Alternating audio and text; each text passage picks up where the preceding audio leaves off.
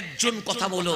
ফাকামা আবু জেহেল দাঁড়িয়ে গেছে, ডাক দিয়ে বললেন, আল্লাহ নিয়ে আমাদের কোনো ঝামেলা নাই, আল্লাহ এক, এতে কোনো সন্দেহ নাই।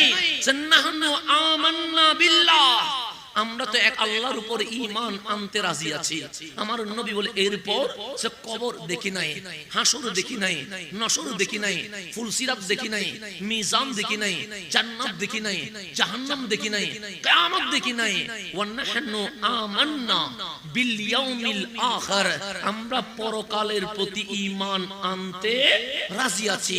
এখন কোন যদি অমুসলিম এসে বলে আল্লাহর উপর ঈমান আনবো, আল্লাহ এক, কোনো সন্দেহ নাই, কবর হাসর নসর পরকাল সবগুলোর উপর ঈমান আনবো, আপনি বলবো বড় ঈমানদার। আমরা বলবো আয় তাড়াতাড়ি কালিমাটা পড়ায়া দে, কারণ তোমার চেয়ে বড় মুমিন এই জমিনে আর হতে পারে। আমার নবী ডাক দিয়ে বললেন, তাহলে তো বুঝে গেছো, আমি এতদিন বলেছি ইকরা বিইসমি রাব্বিকাল্লাযী খালাক, আমি এতদিন বলেছি কুল হু আল্লাহু আহাদ, আজকে তো তোমরা বলছো আল্লাহ এক, কোনো সমস্যা নাই। আমি নবী বলেছি ইজা জুলজিলাতিল আরদ জিলজালাহা, আমি নবী বলেছি আল কারিয়াতু মাল কারিয়া। সুতরাং আজ তোমরা কিয়ামতের প্রতি ঈমান এনেছো, সুতরাং ঘটনা কি বলো?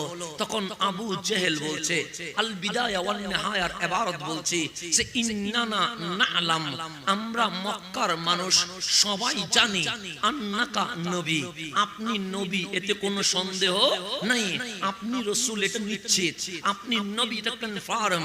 কারণ যার আঙ্গুল উঠলে চাঁদ দুটুকরো হয়ে যায়, যার হাত উঠলে ডুবা সূর্য উঠে যায়, যার কদম তুললে মেরাজ হয়ে যায়। তো আমার আল্লাহ বলে, হাবিব হ্যাঁ হ্যাঁ, মক্কার মানুষ আপনারে চিনে। কেমন চিনে জানেন? আপনি নাম বলা লাগবে না, মা বাবার কোনো ঠিকানা বলা লাগবে না, ইয়ারিফুনাহু কামা